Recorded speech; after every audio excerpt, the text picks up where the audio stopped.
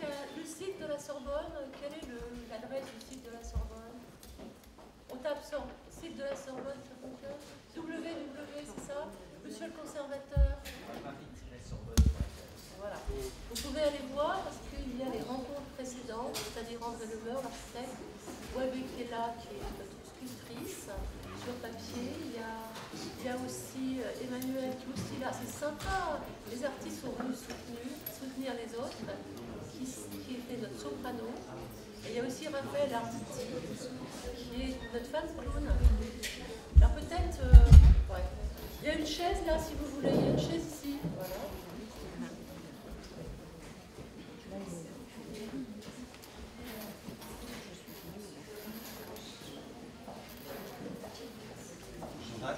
Oui, c'est bon. Merci beaucoup. J'attends que vous installiez. Alors, vous vous souvenez qu'on avait démarré, parce qu'on a fait un petit galop d'essai avant les vacances. Et j'avais beaucoup tenu à commencer, si vous voulez, les récits de la création avec quelqu'un qui travaille l'espace. Si vous voulez vous venir devant, là, vous pouvez prendre vos chaises. C'est comme vous voulez, ça va? Vous voyez suffisamment? Et on va parler de ce que Yann a fait. Là, je vous représente un petit peu les récits de la création.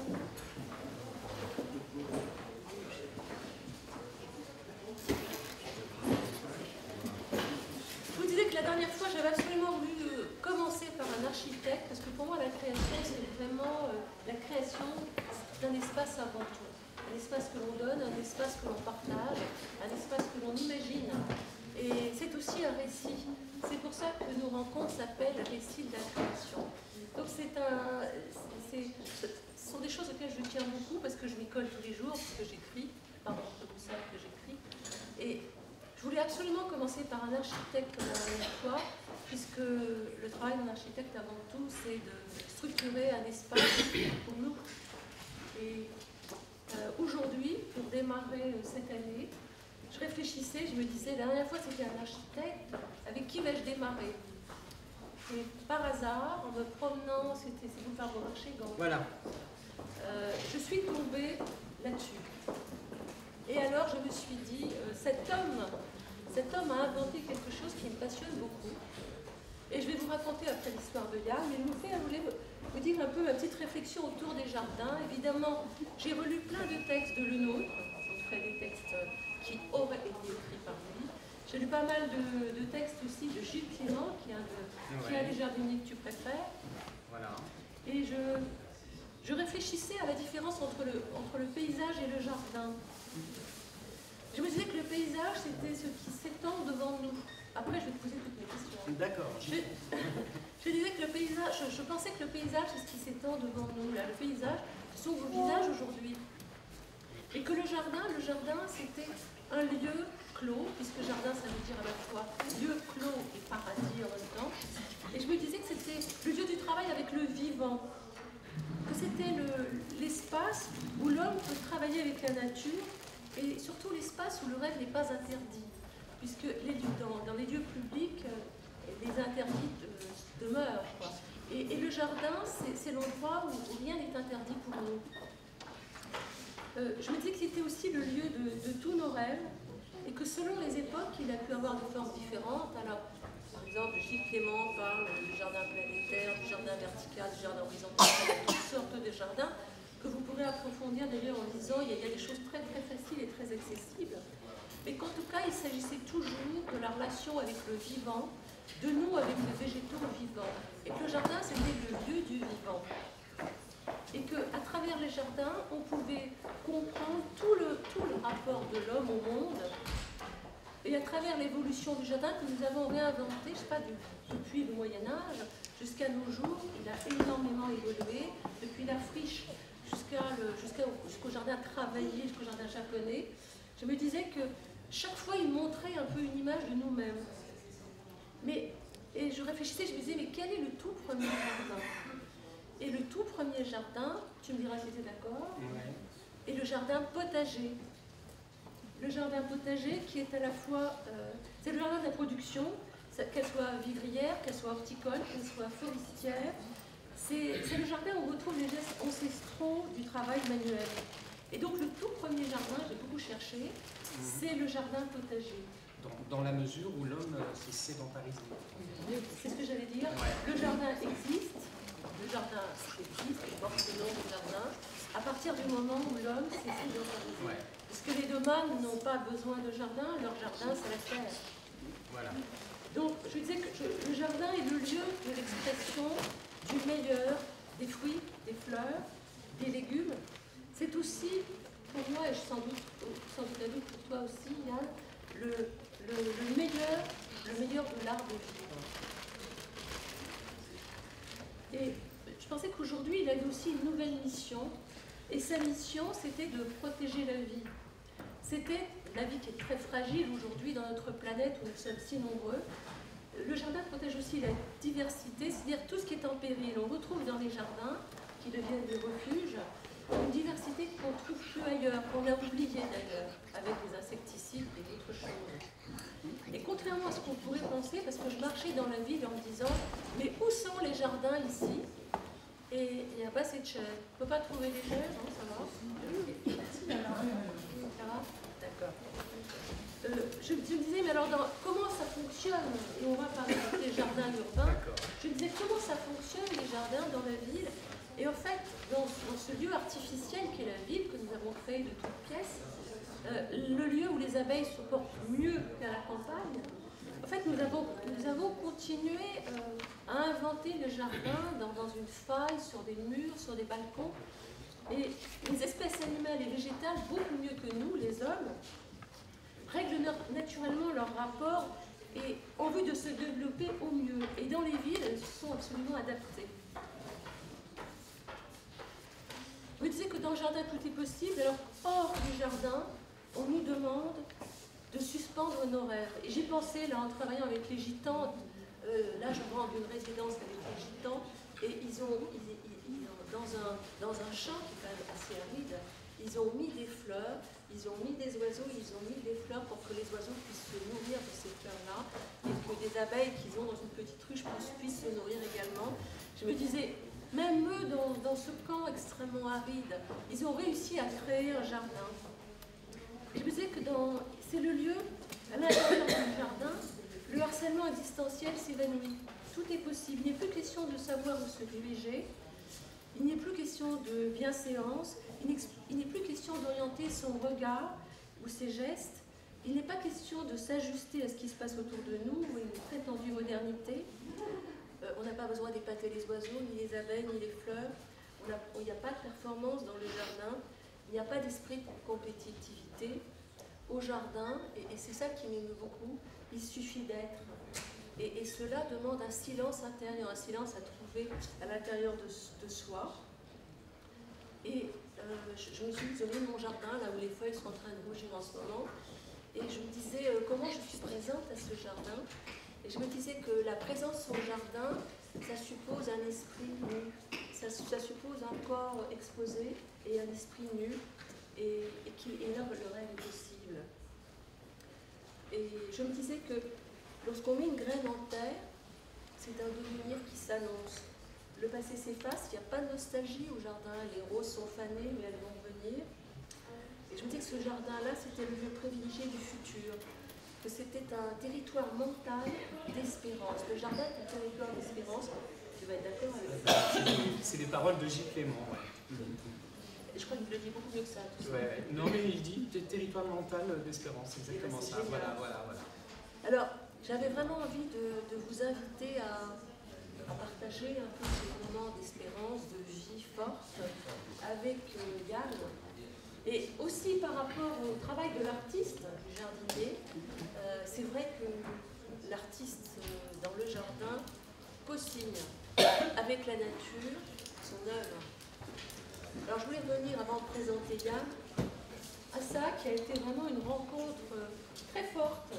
Imaginez Boulevard Beaumarchais, Gand, un lieu assez branché quand même, plutôt chic, et il y avait ça en vitrine.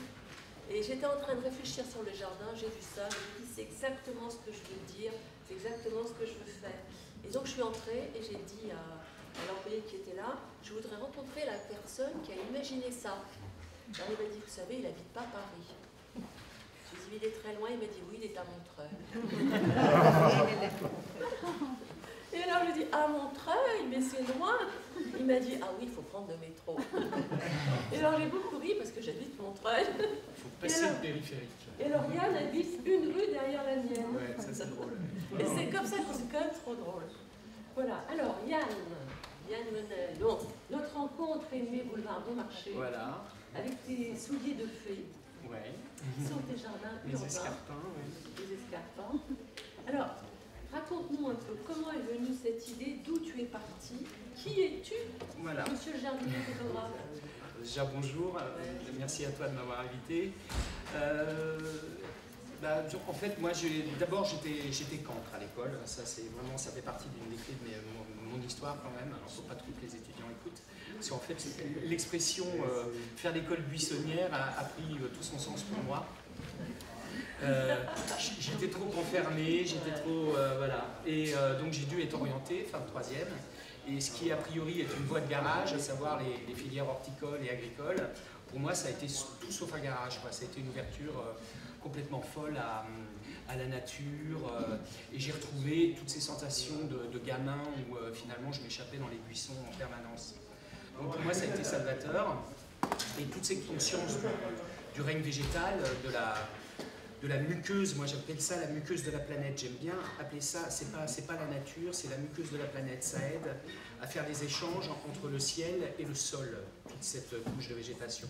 Donc pour moi ça j'en ai très très vite pris conscience, et ça m'a super intéressé, quoi. Donc à partir de là j'ai fait des études de jardin à l'école du Breuil.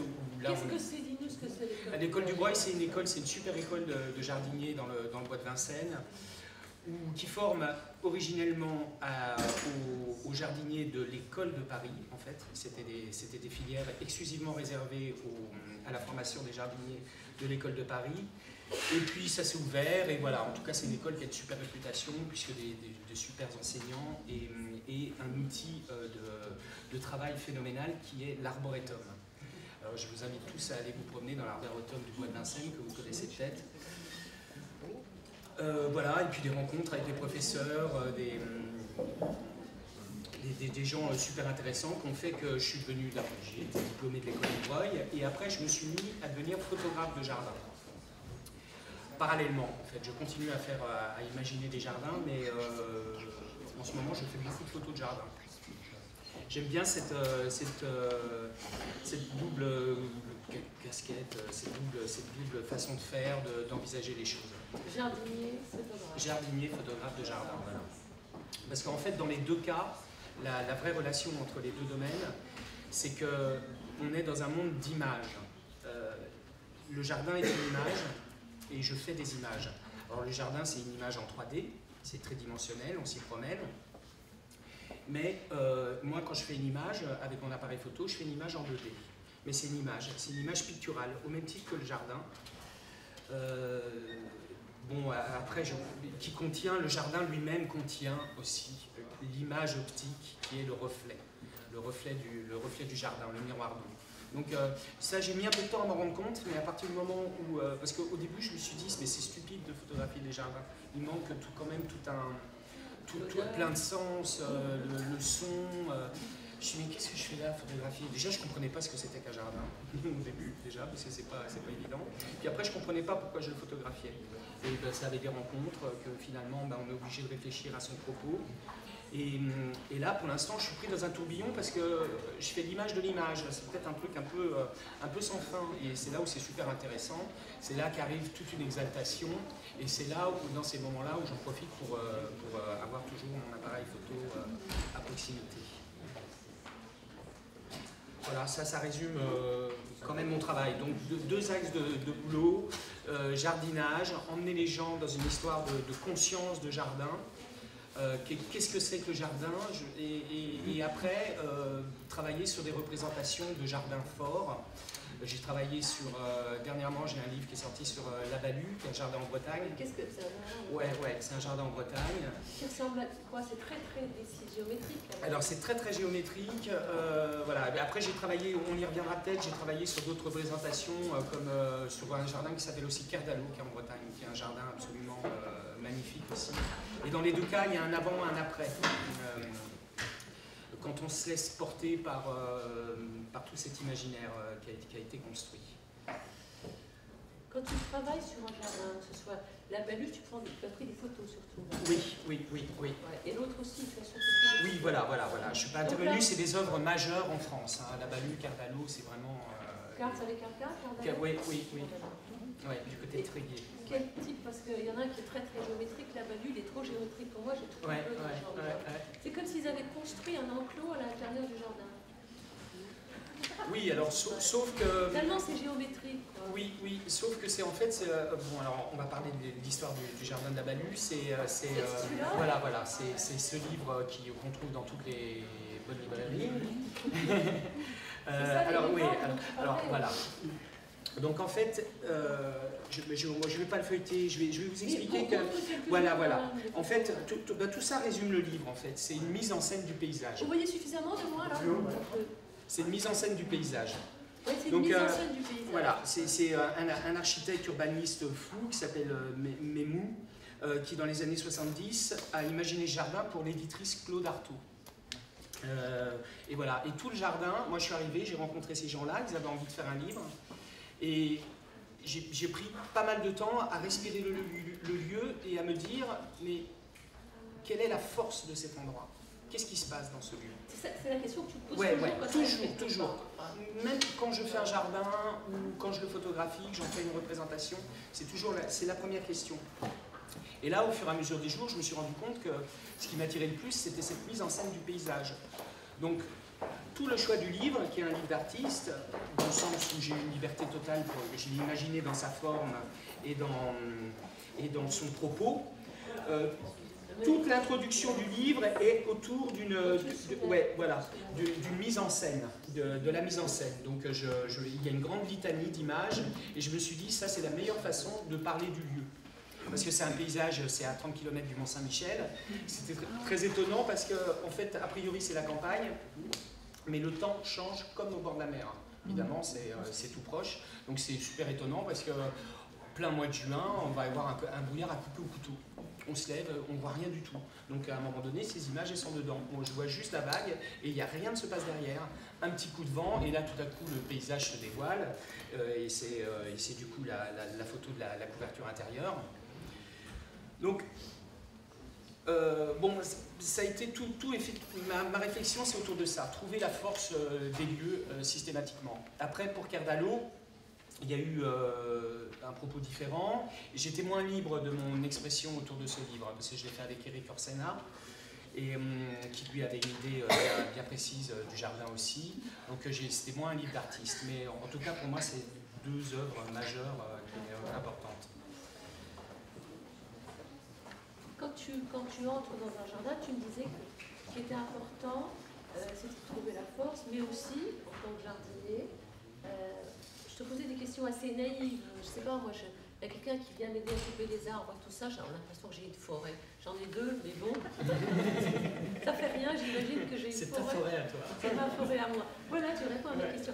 Mais ce qui était intéressant dans ta manière de dire, c'est qu'en fait, moi je pensais quand on faisait intervenir un paysagiste, que je déteste, parce que moi j'aime bien rêver autour, si je mets une petite fleur là, si elle est bleue, peut-être je pense qu'une autre petite fleur, quelque chose peut la révéler d'une autre manière. Et en fait, tu m'as dit justement que tu ne proposais pas de plan du jardin, que tu étais dans la relation avec la personne. Comment ça se passe? Alors, c'était assez passionnant ta manière d'envisager les choses. Ouais. Beaucoup plus dans la relation. Donc, s'il existe un grand plaisir dans la vie, c'est quand même de jardiner. Donc, j'ai pas envie de faire un décor pour les gens. J'ai pas envie de leur prendre des sous pour faire un décor dans lesquels ils vont pas se projeter, un décor qui leur correspond peut-être pas. Non, moi ce qui m'intéresse, c'est dans des séances d'entretien, d'essayer de trouver ce qui va faire plaisir à la personne. Et tu parles avec eux. Voilà. C'est des séances d'entretien. Et tout à coup, comme tu le fais toi finalement, c'est tout d'un coup leur faire comprendre que mais c'est ça qu'il nous faut. C'est ça, bien sûr. Je prends souvent l'exemple d'un petit couple à Montreuil qui vient me voir et qui me dit « Tu viennes regarder le jardin, ce qu'on peut en faire ». Et puis on a regardé le jardin, effectivement, et puis je me suis rendu compte qu'en fait ils adoraient jardiner. Donc c'était une passion. Donc j'ai dit, mais je vais passer régulièrement et puis on va réfléchir à ce que vous allez faire ensemble. Et voilà, et moi ça, je les ai accompagnés dans une démarche de jardin. J'ai peut-être révélé des choses, parce que souvent il peut y avoir un côté timoré qui empêche de faire les choses. On a l'impression que c'est compliqué le jardinage, en fait c'est le truc le plus simple. Dans son premier geste, l'homme il a jardiné. C'est pour ça que on peut peut-être rajouter à ton introduction qui était jolie, mais c'est l'idée que c'est pas le potager, c'est le premier jardin, c'est le fait qu'il arrive sur sa planète, et pour se déplacer, il va commencer à couper une ronce pour pas que ça lui griffe les jambes, et dans ce geste-là, l'homme a jardiné déjà. Le jardin, c'est pas forcément prendre un décor, c'est déjà rendre l'endroit accessible et respecter le lieu. Et voilà, donc, alors cette histoire de respect, je trouve qu'elle est plus que jamais à l'ordre du jour en ce moment. Parce que comme tu disais, effectivement, toutes les terres agricoles sont très polluées. Biodiversité 0, 0, 0. La Beauce, c'est un désert. Il n'y a aucun insecte qui s'y balade. Donc, d'où l'intérêt. Moi, c'est vrai que j'ai beaucoup lu Gilles Clément quand il parle de son tiers paysage. Alors, le tiers paysage, c'est une notion fondamentale. Il a vraiment mis le doigt sur ce que sera le jardin plus tard, ce qu'il doit être, dans la mesure où lui, il s'est rendu compte dans sa vallée. Alors, je fais une représentation, je travaille sur un livre sur sa vallée en ce moment. C'est en Creuse. Ouais, c'est en Creuse. Et lui, Gilles Clément, c'est celui qui a fait le jardin suspendu là, du Quai ouais, Branly. Voilà, Quai Branly, dans le 15e, Javel, avec son jardin en mouvement aussi, tout ça. Et lui, il a une parole fondamentale. Il a identifié un lieu qu'il appelle le tiers paysage. C'est un endroit qui est à l'abandon, finalement, dans lequel l'homme ne va pas, ne touche pas, n'y touche pas, et finalement, c'est là où il y a le plus de biodiversité, d'insectes et tout ça. C'est le bord des routes. C'est le bord des routes, c'est les espaces entre les autoroutes, c'est tout ça. Et là, quand l'homme n'y va pas, les animaux sont hyper tranquilles. Donc, il y a plein d'échanges végétaux. Oui, voilà, il se passe plein de choses là-dedans. Donc, et finalement, dans cette idée, il a mis, il augure du jardin du futur, finalement. Alors, autant, parce que quand on reprend l'histoire des jardins, ça revêt plusieurs sentiments et plusieurs fonctions en fonction des époques, en fait.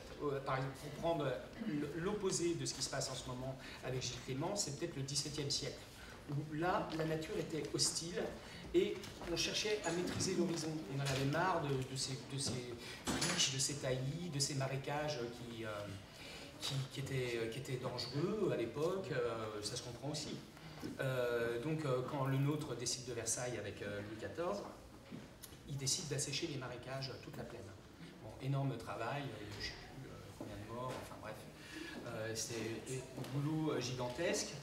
Donc tout ça pour maîtriser la nature, parce qu'on en avait besoin. Maintenant, le chemin totalement inverse. On appelle à nouveau la nature dans notre jardin. On voit bien ce qui s'est passé en Normandie, par exemple, où ailleurs, on a supprimé tous les taillis, et il y a eu des inondations plein de Oui, effectivement aussi, oui, parce qu'on pourrait considérer aussi que toute intervention de l'homme, finalement, est jardinage maintenant sur la planète. C'est la notion du jardin planétaire, effectivement. Il faut faire attention à tout. Quand on coupe dans des forêts, on jardine.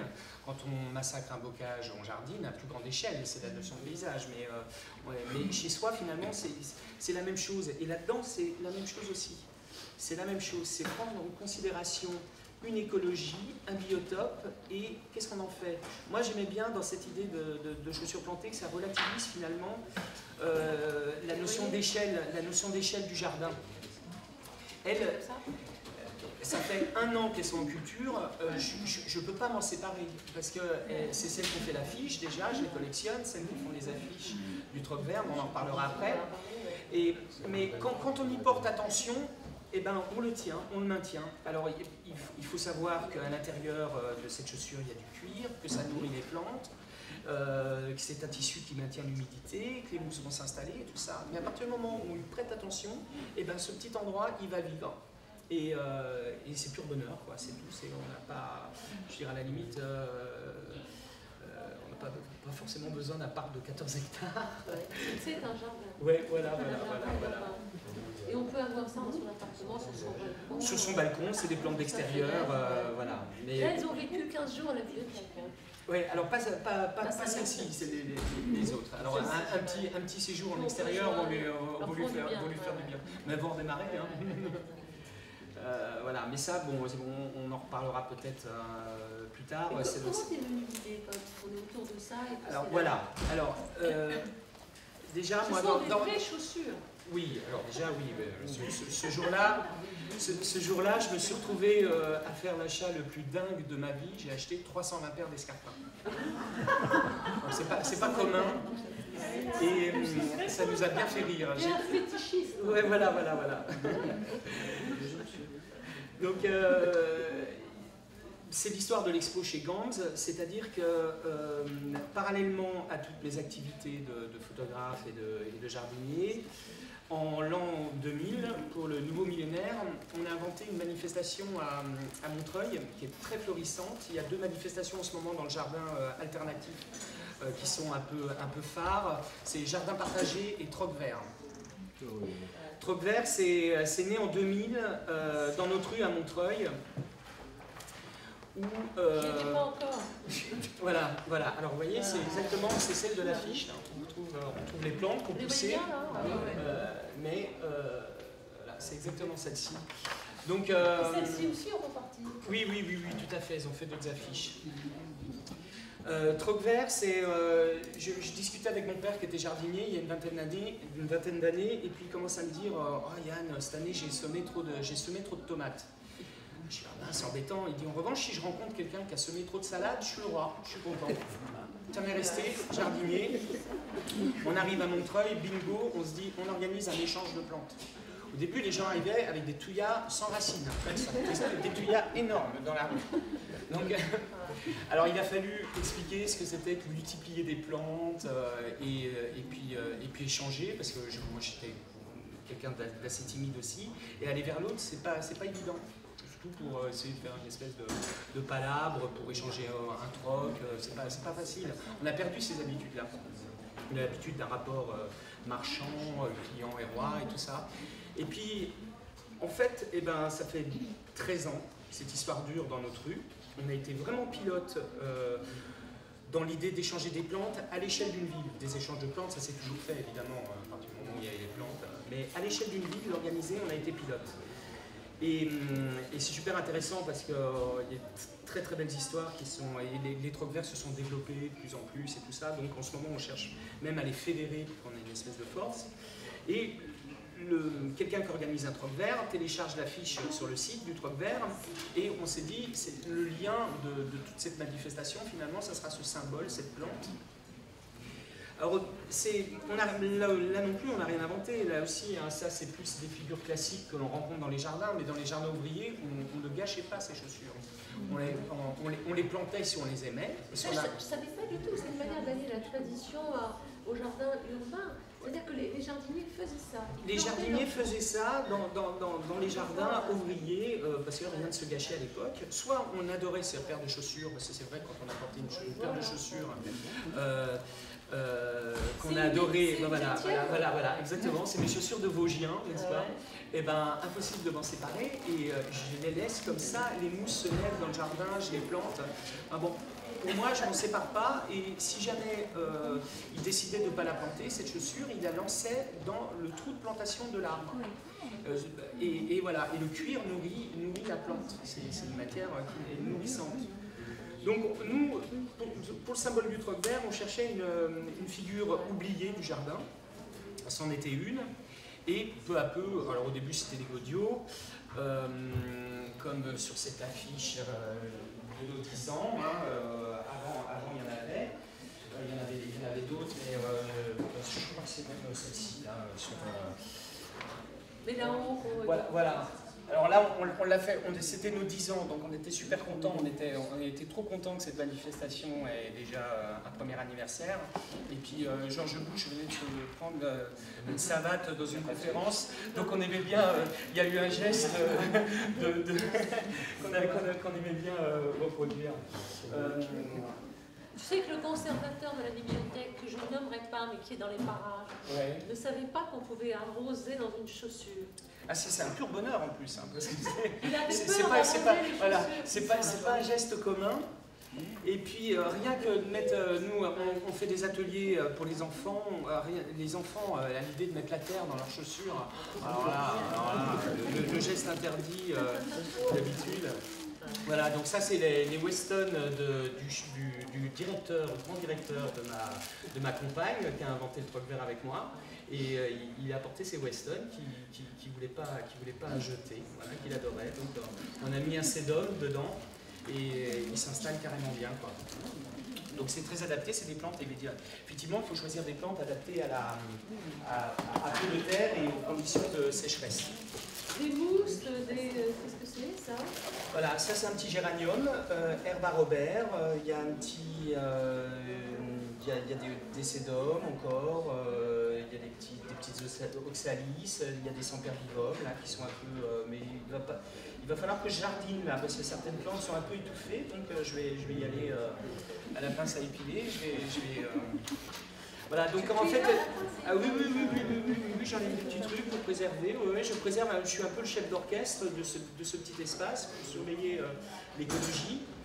Et en fait, c'est effectivement ce symbole, à force de communiquer avec sur nos affiches et en mettre partout dans Montreuil et dans l'Est parisien, on a été repéré par la boutique Gams où il a dit on fait une exposition de vos chaussures parce que ça a du sens. Et peu à peu, on s'est mis à réfléchir au symbole que ça incarnait. Alors oui, alors on peut tout imaginer, hein, les plantes qui marchent en ville, peu à peu, le jardin urbain qui se fait, donc ça laisse rêveur, et c'est vrai qu'on les a beaucoup vus, il y a eu une campagne de presse, on les a beaucoup vus dans la presse tout au long du printemps. Voilà, donc là j'en ai encore plein dans mon jardin, mais elles patinent avec le temps et les mousses s'installent. Voilà, je crois que j'ai le truc vert. Oui, je pense que moi j'ai pas entendu l'occasion de le truc vert, c'est en juin. Oui, c'est effectivement 3e dimanche de mai, rue Minguet à Montreuil. Alors, il y en a d'autres à Paris qui reprennent notre affiche, il y en a un dans le 18e. Il y a un peu partout des échanges de plantes. Ce que je trouvais assez passionnant dans ta manière de concevoir les jardins aujourd'hui, avec le peu d'espace dont nous disposons, ça, et aussi là, tu as un pavé, tu as un bout de bois, enfin, en fait, tous les objets du quotidien peuvent devenir jardin. C'est pas seulement le pot de géranium qui est... Non, et puis il ne faut surtout pas se brider ou s'empêcher de rêver sur... moi j'ai trouvé cette brique dans le quartier, c'est une brique. Voilà, et c'est un petit jardin. Tu l'as mis plus haut pour ceux qui derrière puissent la voir? Elle est recouverte de mousse, voilà, et du coup je l'ai fait rentrer dans mon imaginaire, c'est une référence pour moi. C'est une référence, donc là j'ai rien planté, j'ai juste... je l'ai trouvé dans ma rue. Voilà, mais moi ça m'aide à... évidemment, c'est l'imaginaire de quelqu'un qui a envie de comprendre comment les plantes poussent. Et puis ça m'aide à me projeter c'est un vrai rêve, regarder tout ça de façon microscopique, tout ça, imaginer que là il y a des petites bestioles qui vivent dans la brique aussi. Voilà, bon, c'est mon imaginaire à moi qui me nourrit. N'hésitez pas à poser des questions, si vous voulez poser des questions, Yann. Parce que là, tu me disais aussi, tu as aussi un autre projet à l'heure actuelle, qui est d'animer les trottoirs différemment. Ouais, alors effectivement, la mairie de Montreuil a eu cette super idée de permettre de planter entre son mur de maison et le trottoir, sur un espace de 10 cm. Donc à Rennes, ça s'est fait en premier, je crois, et c'est réussite parce que les jardins débordent de l'endroit où normalement c'est son petit jardin bien clos. Là, les plantes débordent. Et effectivement, l'idée, ce serait de planter le quartier. On va faire une espèce d'extension du truc vert, parce qu'il y a beaucoup de plantes, et d'en faire un grand jardin. On va mettre une vigne entre les deux maisons. Ouais, voilà. Sur la rue. Et notamment des vignes, ouais, c'était un quartier où il y avait de la vigne précédemment. Et voilà, ça crée de l'ombre, ça crée des liens entre les maisons. Il y a beaucoup d'avantages à ça. Et voilà, mais il va falloir qu'on s'y mette cet hiver. Et cette idée comme ça de faire déborder le jardin, t'es venue de quelle manière? Parce que tu parles, petit garçon de Vosges, quand même, de père jardinier. Oui, mais papa, il faisait du potager, donc c'est un peu différent. Non, l'idée de faire déborder les jardins, ça m'est venu par la photo, en fait. Parce que moi, j'ai déjà entamé un travail sur les jardins de Montreuil. Le jardin qui est de rien, moi je les appelle les jardins de rien, parce qu'il y a quand même une grande mode au jardin décoratif, qui je trouve tue beaucoup les choses, alors que c'est tout sauf décoratif un jardin. Donc j'ai envie de faire un travail sur ces jardins qui ressemblent à rien, les jardins de tout le monde à Montreuil. Et en fait, de la rue, je les vois comme étant des espèces de réserves, d'espaces, de réservoirs, dans lesquels les plantes poussent et débordent, et cherchent à s'échapper, en fait. Et c'est tout mon axe de travail, il est là-dessus. C'est-à-dire que je vais effectivement de la rue plus m'orienter sur des jardins qui ont des plantes débordantes. Et là, du coup, là, je trouve ça intéressant, parce qu'effectivement, il faut rentrer dans une autre échelle de temps, mais si on fait un film accéléré de cette pousse, on va voir la plante sortir du jardin réellement et vouloir s'en évader. Donc voilà, c'est en ça que ça m'intéresse de planter les trottoirs. C'est un travail sur les frontières finalement. Oui, voilà, exactement. Sur cette clôture qui est là pour déterminer une espèce d'espace qui est censé t'appartenir, mais qui en fait... Pardon? Tu l'as fait exploser? Pas ce travail encore, non. Quand on passe devant chez toi, c'est une forêt. Ouais, oui. T'as vraiment une forêt le sentiment... de 8 mètres carrés. Mais c'est une forêt. La maison est sous un enchevêtrement magnifique de plantes et de... Voilà. On a vraiment le sentiment que derrière ces plantes, il y a tout un univers. Voilà, alors ça c'est merci Troc-Vert, parce que ce foisonnement de plantes, je l'ai eu... C'est toutes les plantes qu'on t'a données. Ah ouais, exactement. C'est que des des plantes du Troc-Vert, ouais. Parce qu'en fait, il faut juste savoir aussi, pour défendre notre Troc-Vert, qu'une plante achetée en jardinerie est extrêmement polluante et coûte. Elle est très fragile. Il y a une obsolescence programmée sur les plantes aussi. Ça les arrange, si jamais, des fois qu'elles crèvent, ça les arrange. Bon, il faut qu'elles poussent quand même, il faut qu'on arrive, mais il faut être vraiment jardinier pour réussir à l'acclimater, parce qu'elle est très très fragile. Elle a poussé à 500, 800 km la plupart du temps en Hollande, dans des serres surchauffées, avec une quantité d'engrais énorme. Donc en gros, la plante elle est super fragile. Donc voilà, ça c'est nos petits arguments un peu militants, mais voilà, Troc-Vert, on rencontre l'autre, on ne fait pas forcément la trouvaille qu'on imaginait, mais justement ça oblige à rencontrer une plante. On rencontre une personne, on rencontre une plante, et nous on dit, il y a une image qui nous amuse beaucoup, c'est de dire que les plantes ont la parole finalement. Parce que quand on achète une plante en jardinerie, elle raconte aucune histoire. En revanche, quand on rencontre quelqu'un rue Maguet au Troc-Vert, ça va être forcément le rosier de la grand-mère, le géranium de je sais pas qui, enfin il y a toute une histoire à l'arrière. Et du coup, cette appréhension qu'on pourrait avoir à rencontrer les gens, là, elle tombe très clairement parce que c'est des gens qui sont passionnés. Et nous, on a vu précédemment des années pluvieuses. C'est pas grave, il y a quand même plein de monde dans la rue. C'est assez étonnant.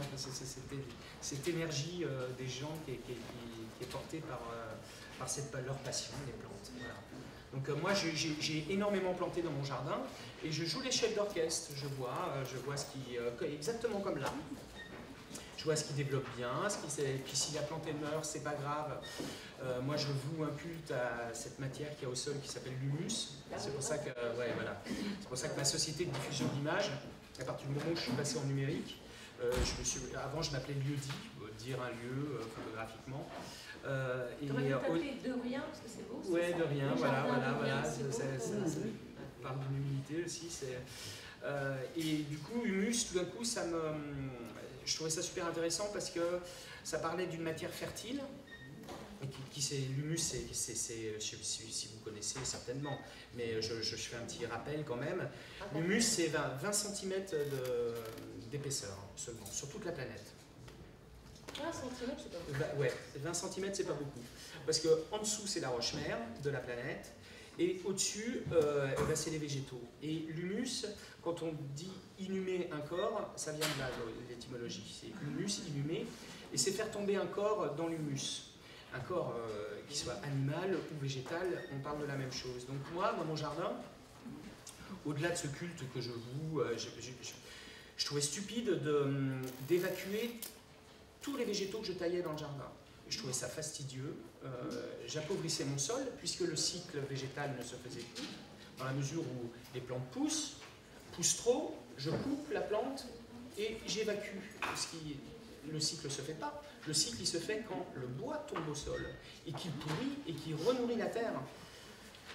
Donc j'ai dit stop, moi j'évacue plus rien, c'est de l'or, c'est de l'énergie pure, tous ces branchages. Donc je coupe la branche, je la garde en main et je redonne des coups de sécateur et je laisse tomber au sol. Et j'ai cette couche d'humus hyper riche, et du coup j'ai retrouvé une écologie dans le jardin. Et puis là pour le coup je suis plus. Donc tu couches carrément ce que tu as coupé, tu le couches sur la. Voilà, j'ai une surface de séchage au beau milieu, ou alors je les mets un peu dans les massifs. Ça a tous les avantages, ça préserve de la chaleur, on gaspille moins d'eau, on donne une structure au sol, parce que quand on marche sur un sol, s'il n'a pas de branches, c'est comme s'il n'avait pas d'os finalement le sol, ça se tasse. Donc la moindre goutte d'eau qui tombe, j'en profite parce que ça rentre bien dans le sol. Ah bon, ça a tous les avantages. Alors, au Moyen-Âge, ils faisaient ça dans les maisons, c'était la jonchée d'ailleurs. Alors le sol de terre battue pour le coup, oui, c'est ça. Tu as aussi une baignoire dans ton jardin. Oui, alors on a la chance, on n'a aucun vis-à-vis. Tu baignes dans ton jardin. Voilà, et du coup il y a tout un système de récupération des eaux. Tu te baignes dans l'eau de pluie? J'en ai pris un tout à l'heure pour me détendre, juste avant de venir vous voir. C'est en plein jardin. C'est en plein jardin, c'est en plein jardin. C'est pas d'eau chaude, non? C'est d'eau froide? Absolument, il y a un peu d'eau chaude. Il y a un peu d'eau chaude. C'est ça le secret. Donc il y a une magnifique baignoire dans son jardin qui fait très envie, justement. Donc, alors autant une baignoire dans une salle de bain, c'est petit, dans un jardin, ça devient grand parce qu'on peut mettre de l'eau partout et c'est tant mieux. Donc voilà, c'est juste des petites idées pour vivre simplement. On n'a pas besoin d'un jacuzzi, d'ailleurs, surtout pas parce que les eaux sont pleines de produits qui ne vont pas bien. Je veux dire, on peut simplement installer une vieille baignoire dans un jardin et c'est impeccable. Ça va coûter que le coût de l'achat d'une baignoire d'occasion. Voilà. Donc ça, c'est des petites idées que j'aime bien mettre en place. Et je leur dis, vous savez que l'idée de prendre la douche ou votre bain dans le jardin, ça peut vous changer la vie radicalement. Les gens disent, non, pas forcément. Eh bien, essayez. Voilà. Et vous allez comprendre le bonheur que ça peut être. Non, le savon, mais bonne question, parce que, alors déjà, les quantités sont infimes, c'est vraiment, déjà, et puis le savon, c'est l'acide saponique, ça vient d'une plante qui s'appelle la saponaire. Donc voilà. Après, il peut y avoir, il faut privilégier des savons un peu naturels et tout ça, mais fondamentalement, ça gêne pas du tout. Je trouve que tu sais pratiquement. Alors quand j'ai une question, il sait tout sur les plantes. Je trouve que tu sais tout sur les plantes. Non, on va pas. Oui, je démarre très vite parce que c'est vrai que j'ai cette habitude, mais non, on ne peut pas tout savoir. En tout cas, la chose principale qu'il faut savoir, c'est moins on intervient, mieux c'est. Donc on est obligé, quand je dis jouer les chefs d'orchestre, on est obligé de limiter certaines plantes et tout ça pour que les autres aient de la place aussi. Mais c'est pas grave, c'est des interventions minimes. Justement, moi, étant donné que je peux pas, j'évacue pas les végétaux de mon jardin, je peux pas faire des grosses interventions parce que sinon je vais me retrouver avec un tas. Alors c'est des petites interventions constantes en fait. Parce que jardiner, je passe mon temps aussi devant des ordinateurs pour mes photos. Jardiner, ça devient un moment thérapeutique pour moi. C'est-à-dire, j'ai la chance d'avoir mon atelier au fond du jardin. Dès que j'en ai marre, je vais regarder ce qui se passe et couper un tout petit peu et laisser tout tomber au sol. Tu m'as dit qu'il fallait que je couvre mon jasmin. Ton jasmin, Le pied. Et oui, il peut, si on a un hiver rigoureux, il peut souffrir. Ouais. Donc c'est le moment de mettre les voiles d'hivernage. Oui. Voilà. Vous voulez commencer? Et, Oui. mais le mieux encore, c'est de planter, de ne pas planter des plantes qui souffrent du froid. Voilà. Des plantes rustiques. Mais après, je comprends l'envie d'avoir une petite plante légèrement exotique aussi dans son jardin. Mais moi, je suis une plante qui souffre du froid, alors j'ai besoin d'en avoir Voilà. dans le jardin aussi pour dialoguer On va avec t'amener elle. un voile d'hivernage. Il m'en faut un, j'ai des bouillottes. Est-ce qu'il y avait des questions pour Yann? Oui, Moi j'ai une question. oui. Ouais. Un petit peu plus fort. Non, parce que j'ai un petit tête de jardinier avec un petit col rouge là, Vous avez un petit oiseau. Un petit oiseau. Alors, les oiseaux, qui arrive à chaque fois que je jardine. ouais, rouge-gorge. Ah oui, rouge-gorge, très copain des jardiniers. Lui parler régulièrement. Moi, quand je fais des photos dans le jardin, j'en ai toutes. Les photos, c'est une activité calme par rapport à un jardinier qui pourrait être un tout petit peu dérangeant pour les animaux. La photographie, c'est une activité calme et j'ai souvent un petit rouge. Ils adorent la compagnie. Voilà. La compagnie humaine. Ah bah oui, Il faut lui dire je t'aime.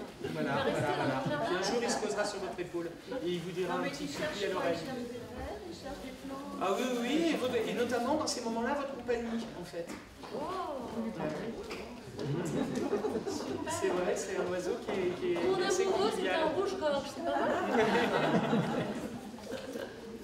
Moi j'avais plein de questions par rapport à Eric Orsena parce que vous avez dit que effectivement vous aviez des petits points de tension par rapport à la conception de jardin. Et moi j'avais l'impression que les jardiniers c'était quand même des gens relativement psychorigides qui faisaient du jardin à la française avec l'idée de tailler des buissons. Alors vous avez tout à fait raison, voilà, c'était un peu, tous ces points-là sur lesquels j'étais pas tout à fait d'accord. C'est un grammairien quoi. Enfin, Oui, c'est un Ouais. et vous êtes un chef d'orchestre, c'est ça?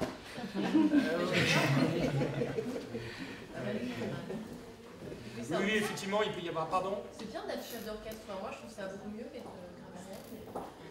grammairien. Excusez-moi, j'ai pas compris le premier terme.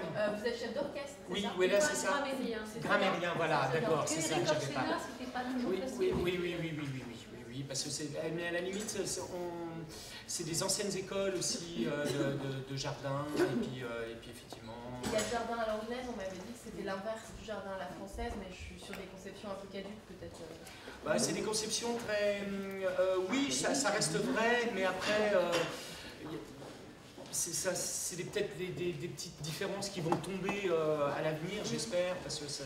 C'est ça, le tiers paysage, en fait, c'est l'idée que le jardin de l'an 2000, je sais pas quoi, sera pas du tout touché par l'homme, en fait. Presque, ou alors des interventions très très fragiles, en y mettant des plantes qui n'ont pas poussé à 1000 km, dans des serres chauffées, effectivement pour ne pas ramener d'intrants et de pesticides dans son jardin. Les espaces vont se réduire énormément parce qu'il y a de la population, et tout ça, il faut que ça devienne des petites réserves, c'est très très net. Vous avez vu un petit peu à Paris, ils font des enclos comme ça, où la nature peut faire ce qu'elle veut, mais finalement elle ne fait pas grand chose parce que j'ai l'impression qu'il y a beaucoup de pollution aussi, et peut-être... mais c'est bien que ça existe, parce que là pour le coup il y a quand même les hérissons qui y vont, il y a des petites bêtes qui vont. Oui, ça demande peut-être qu'à apprendre. Dans la mesure où pardon. Ça demande peut-être qu'à apprendre aussi, parce que c'est très chouette quoi, de voir dans Paris d'un seul coup du vert. Mais un terrain vague, c'est ça, moi j'adore un terrain vague, et alors on y met des palissades pour des questions de sécurité, tout ça, alors je le vois un peu comme étant une nature enfermée, mais en même temps protégée, et alors si on fait abstraction des sacs poubelles et tout ça, on voit quand même une nature assez étonnante dans ces endroits-là. Tu penses que l'avenir, c'est la friche? Presque, oui, il y a beaucoup de jardiniers. Moi j'ai un jardinier, j'ai mon comparse jardinier qui fait partie de l'atelier du Balto, qui s'appelle Marc Vatinel, qui est établi au Havre, c'est avec lui que j'ai fait ses chaussures. Et lui, on lui a demandé d'intervenir sur un espace au Havre, sur les hauteurs du Havre, du côté de Sainte-Adresse, un endroit très chic. Il a visité le lieu Et il a dit, il a regardé, il est rentré, il a à peine pu y rentrer, il a dit mais on n'y touche pas quoi. On n'y touche pas cet endroit, c'est une friche, il y a des pommiers qui ont 120 ans, qui se bagarrent avec les ronces. Enfin, il dit on l'ouvre d'un point de vue pédagogique pour que les gens puissent circuler et l'ouvrir intelligemment. Mais voilà, alors, et lui il dit très justement, en ça j'ai non seulement préservé la friche, et en fait, j'ai jardiné les élus. J'ai pas jardiné dans l'endroit, mais j'ai jardiné les élus. Je les ai travaillés dans l'idée. Voilà. Donc, de plus en plus sur les hauteurs de Fécamp aussi, il a été consulté par la suite. Maintenant, effectivement, ces endroits deviennent des espèces de terres sacrées où il faut faire hyper attention à quelle intervention on va faire dessus, quoi. Mais vous savez, c'est une question d'axiologie, tout ça, parce que finalement, on parle de mauvaises herbes. Et vous voyez, moi, j'ai toujours été élevée dans cette idée qu'il y avait des mauvaises herbes, et j'ai plus ou moins grandi dans la conviction que j'en étais une aussi, quelque part, symboliquement. Ouais. Parce que dans le fond, ce que vous faites, c'est une sorte de thérapie des gens.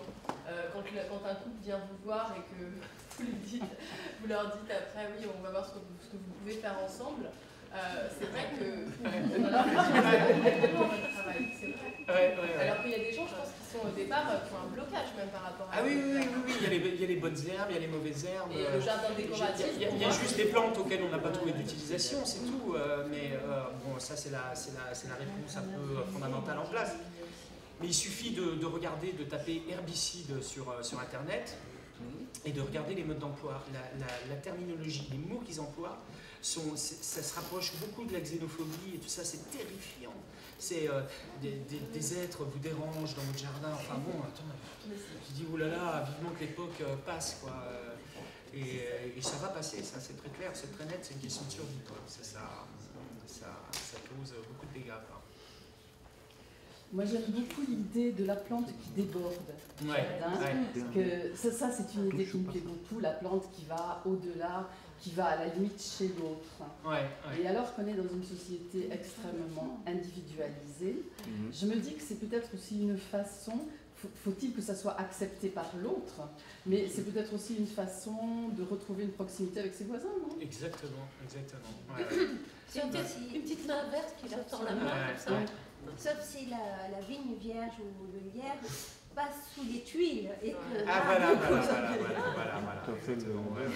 Oui. J'en ai Mais l'expérience. voilà. Oui, il peut y avoir évidemment, mais ça c'est des cas où il faut effectivement... C'est moi qui crée les désordres. C'est toi qui Je peux avoir des... Bah oui, quand on a des plantes vigoureuses, mais c'est à surveiller, c'est pas grave, ça, faut pas... Mais d'ailleurs, quand on se promène dans Paris, on voit des tas de petites, on voit un muflier par-ci, un petit... si on regarde bien, qui pousse dans les arbres. Exactement. C'est rigolo comme tout. Et puis il y a des artistes qui le mettent en valeur, ça, qui créent un rond, et tout ça, c'est très joli tout ça. C'est vrai qu'il y a Et une il y a nature. des fleuristes aussi dans le 11e. Il y a une fleuriste qui essaie de faire quelque chose. Oui, qui plante le pied des arbres. Oui, il a beaucoup de mal. Oui, c'est rue Fédère. Ouais. Autour de là, on fait ça, c'est très sympa. À propos du lierre, moi je me suis rendu compte là, pendant les vacances, alors on dit toujours le lierre, il ne faut pas le laisser pousser dans les arbres parce qu'il étouffe l'arbre, etc. Je crois que c'est pas vrai, qu'ils vivent en bonne intelligence et je me suis rendu compte que le lierre était fleuri là. Et je m'approche d'un chêne qui était envahi par le lierre, au moins sur le tronc. Et il y avait des abeilles, ça n'était qu'un vrombissement d'abeilles. Tellement il y en avait. Et là j'étais scotchée parce que ça faisait un bruit, mais comme un petit moteur. Qu'est-ce que c'est? Qu'est-ce que c'est que ce truc? Ah oui, mais c'est une période où il y a très peu de fleurs. Des abeilles là, juste maintenant. Et moi je suis jardinière et intéressée aussi par ce qui se passe entre les plantes entre elles. Par exemple, je prends un exemple que tout le monde connaît. Entre les pieds de tomates, on conseille de mettre des œillets d'Inde. Ou de la lavande, on m'a dit. Sur la racine des œillets d'Inde, il y a des nématodes qui viennent, qui empêchent et qui protègent. Oui. Ils vont protéger la tomate contre toutes sortes de... Alors, ça je ne connais pas précisément parce que je cultive peu de plantes que je mange. Mais il y a une technique qui s'appelle la permaculture, Oui, qui est de plus en plus en pointe. C'est et c'est des gens génial. Quand ouais. j'ai commencé, je Qu'est-ce que cultive c'est? en but. Alors, en cultive en but, on ramasse tout ce qu'on peut ramasser, du terreau de feuilles, du compost, on fait une butte, on creuse un peu, on remonte la terre, à peu près sur 1,20 m et 50 cm de haut, et on va planter, on va exploiter toutes ces buttes. Alors il va y avoir un endroit qui va être plus à l'ombre, qui va être plus au soleil, évidemment, selon la direction qu'on donne à la butte. Et puis les plantes entre elles vont justement s'apporter des choses. Oui, Moi, oui, j'avais oui, mis oui, des oui. haricots, des c'est très très pointu. Alors, Les de Indiens la d'Amérique faisaient, voilà. mettaient les haricots et le maïs. Oui, le Et maïs. C'est des savoirs qu'on a perdu. Absolument, Ouais, ça se ouais. fait au Mexique. Je ne sais pas si vous avez vu le dernier reportage de Marie Robin. Elle a donné une expérience au Mexique là-dessus. D'accord. C'est très très Ah ouais, non, intéressant. Au je Japon regarderai, ouais. aussi, en Afrique, où on a vu qu'il y avait certaines plantes qui allaient profiter à d'autres. Oui. C'est fabuleux. Oui, elles communiquent beaucoup entre elles, plus qu'on ne le pense. Ouais. Et la permaculture, c'est... Oui, bah alors moi je dis la permaculture, effectivement, moi j'ai toujours une théorie comme quoi les jardiniers c'était peut-être les derniers sorciers de nos civilisations un peu urbanisées. Alors tout dépend quel type de jardinier on est, mais dans la permaculture c'est flagrant parce que il y a tout un bon sens qu'on a totalement perdu, qui est là retrouvé à mélanger les cendres de sa cheminée avec son Absolument. compost. À ne tout ça, rien c'est- jeter, à ne rien tout jeter, tout ramener ça c'est dessus. extraordinaire. Ouais. On Et c'est- épluche Voilà, et des légumes dessus. c'est surtout la promesse que l'homme peut rentrer dans des espaces somme toute assez réduits qu'on a la chance d'avoir, dans 120 mètres carrés, 120 mètres carrés, la promesse de pouvoir se nourrir avec les plantes qu'on aura cultivées dans un si petit espace et qu'on aura, parce que tout ça c'est très... eux, par exemple, ils vouent aussi un culte à l'humus, et pour cause, quoi, parce que la terre, je veux dire, le labour, c'est une hérésie totale. C'est comme si on nous écorchait la peau. Il faut laisser cette protection sur le sol. Donc eux, ils jardinent comme un pêcheur le ferait en Alaska en faisant un prélèvement dans la banquise. C'est exactement la même chose. C'est-à-dire qu'on ne se pointe pas avec un gros paquebot et des gros filets. On fait un petit trou. Là, on fait un petit trou dans la terre. On y met quelque chose. Le pêcheur, il va faire un prélèvement. Et c'est un peu le même principe de quelque chose de respectueux, en fait, par rapport à l'environnement. Pardon. Mais comment se fait-il, contrairement à ce que vous dites, régulièrement dans les campagnes chaque année, quand on a des plantations partagées, on change de côté, on change des poireaux d'un côté à l'autre, les pommes de terre d'un côté à l'autre, donc on est obligé de labourer, on laboure et on change les semis d'un côté à l'autre du jardin. Oui, ça mais est toujours pratiqué comme ça, mais quand Oui. même. Ça, c'est une rotation. Pardon? C'est ce qu'on appelle la rotation. Oui, alors, Ça dans, me dans- passe dans la, le dans- temps. dans la mesure où on a mis des plantes qui ont beaucoup prélevé dans le sol, on va mettre l'année précédente, on va mettre des plantes qui prélèvent moins. Mais si on a préservé un sol plein d'humus et très riche, on peut y mettre tout le temps Chaque année, on peut replanter au même endroit, des en même choses. temps. Alors, Sauf que c'est aussi pour décourager les parasites. oui, il y a aussi ça. Ouais. Mais dans nos techniques de culture un peu anciennes, on fait cette erreur surtout de ne pas redonner de la nourriture en temps et en heure et d'écorcher le sol. Il y a un couple qui s'appelle le couple Bourguignon. Je vous encourage à aller voir des conférences qu'ils font, c'est extraordinaire. Mais qu'est-ce que Les Bourguignons, c'est des chimistes du sol et ils se battent. Eux, ils sont en train de complètement bouleverser l'agriculture intensive qu'on connaît dans nos pays. Ils sont en train de remplacer, par exemple, le labour en France, avec la parole de Sully, labour et pâturage, machin, on en a trop souffert de cette histoire. Donc eux, ils ont dit, on va réfléchir à comment on pourrait faire, comment on pourrait éviter ces socs immenses qui écorchent la planète en permanence. Et maintenant, ils mettent en place des techniques, il n'y a plus de labour, il n'y a plus ces socs qui retournent la terre, c'est des aiguilles qui plantent de façon très respectueuse de ce qui se passe autour. Voilà, une aiguille qui va mettre une petite graine simplement dans un truc qu'ils ont à peine touché.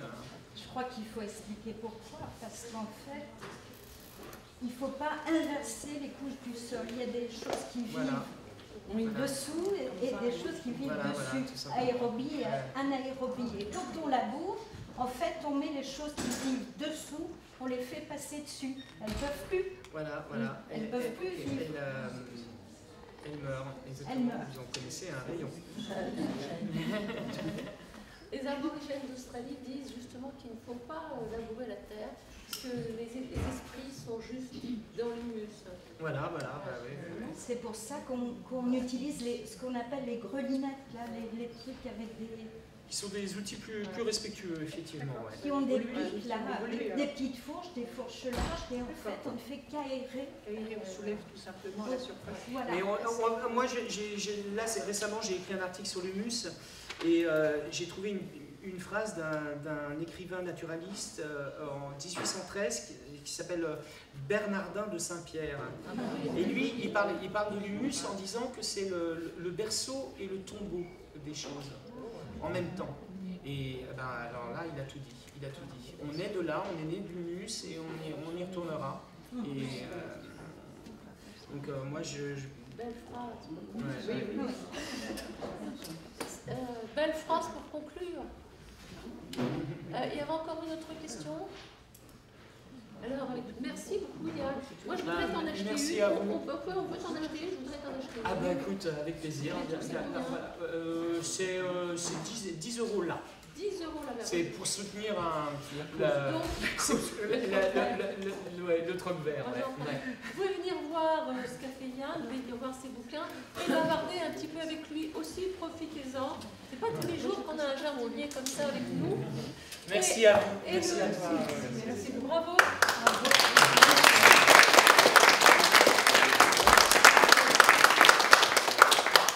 Et donc le 12 décembre, nous aurons Andrés Montalvan qui est là, qui est notre plasticien et qui est cubain. Et c'est avec lui que nous embarquons la prochaine fois. Ouais. Merci. Et ça, il a apporté une